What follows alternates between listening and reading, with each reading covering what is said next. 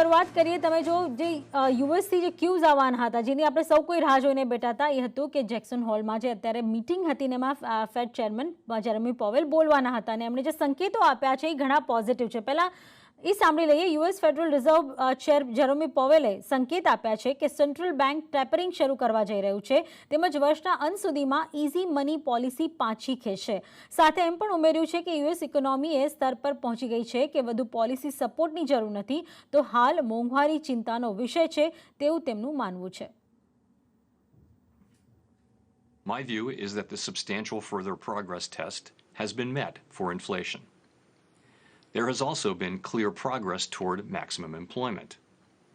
At the FOMC's recent July meeting, I was of the view, as were most participants, that if the economy evolved broadly as anticipated, it could be appropriate to start reducing the pace of asset purchases this year.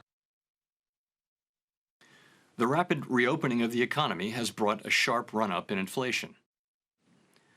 Over the 12 months through July, measures of headline and core PCE inflation have run at 4.2% and 3.6% respectively, well above our 2% longer-run objective.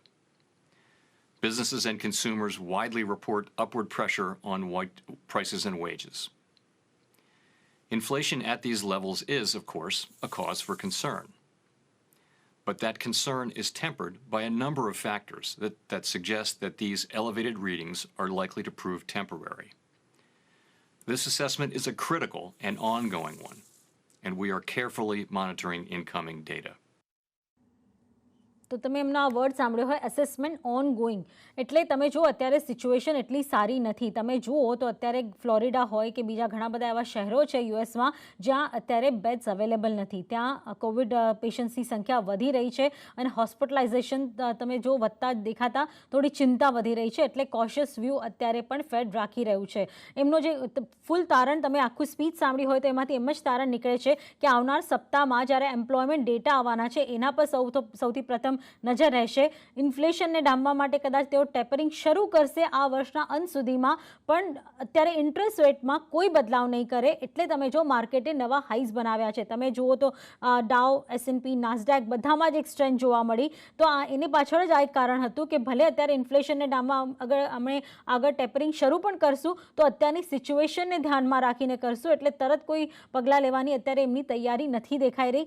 હા, આગળ જે રીતે Covid cases વધી રહ્યા છે એની ચિંતા જે રીતે વધી રહી છે એને પણ તેઓ ખાસ ધ્યાન રાખી રહ્યા છે. તો એને કારણે આપણને થોડુંક ડોવિશ સ્ટેટમેન્ટ દેખાયું અને માર્કેટે એને વધાવ્યું અને માર્કેટમાં એક સ્ટ્રેન્થ જોવા મળી. પણ એની સામે સોનામાં તમે જો 1800 પાર ટ્રેડિંગ જોવા મળ્યું કારણ કે કોશિયસ વ્યૂ આ એક જે કોશિયસ વ્યૂ દેખાયો ફેડનો એને પગલે એક બાઉન્સ તમને સોનામાં પણ દેખાયો. પણ ક્રૂડમાં જબરદસ્ત બાઉન્સ છે. એની પાછળ તમે હેડલાઇનમાં પણ સાંભળ્યું જે હેરિકેન ઈદા જે છે જે ગલ્ફ ઓફ મેક્સિકોમાં આવે છે અને આજે ત્યાં હિટ થયું છે. આપણે સન્ડે વાત કરીએ ત્યાં યુએસની એને પગલે તમે જો ત્યાં એક ઇમ્પેક્ટ થઈ છે પણ હજી એનું આકલન નથી. અને તમે જો 91% ગલ્ફ ઓફ મેક્સિકોના જે ઓલ રિગ્સ છે ત્યાં કામકાજ બંધ થઈ ગયું છે અને એને પગલે તમે જુઓ આ એક ક્રૂડમાં શાર્પ ઉછાળો જોવા મળી રહ્યો છે કારણ કે યુએસના પ્રોડક્શનમાં જો 91% પ્રોડક્શન પર અત્યારે કહી શકાય રોક લાગી જાય અથવા તો અત્યારે ત્યાં કામકાજ બંધ થઈ જાય તો એને એક ઇમ્પેક્ટ આવશે ક્રૂડના પ્રાઇઝીસ પર. એને કારણે તમે અત્યારે એક શાર્પ બાઉન્સ ઓલમોસ્ટ $73 પાસે ક્રૂડને જતા જોઈ રહ્યા છો. તો આ સિચ્યુએશન મૂલવવામાં આવી રહી છે કારણ કે આ લેવલ 4નું એક હેરિકન હતું એટલે વાવાઝોડું આપણે જેને કહીએ.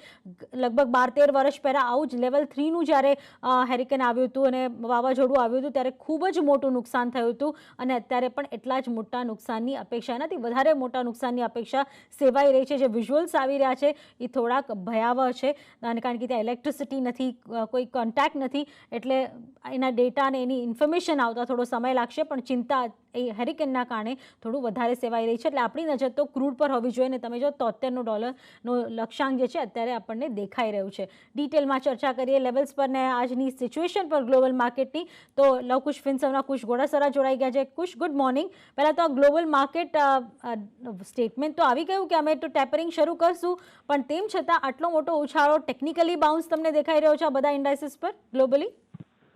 Good morning Nisha. ચોક્કસ મને લાગે છે ટેકનિકલી ગ્લોબલ ઇન્ડેક્સ તમે જોશો ડાઉ છે, નાસ્ડેક છે, ઇવન તમે જર્મની ઇન્ડેક્સ ડેક્સ જોશો તો બધામાં એક શોર્ટ કવરિંગ મૂવ દેખાઈ રહ્યો છે.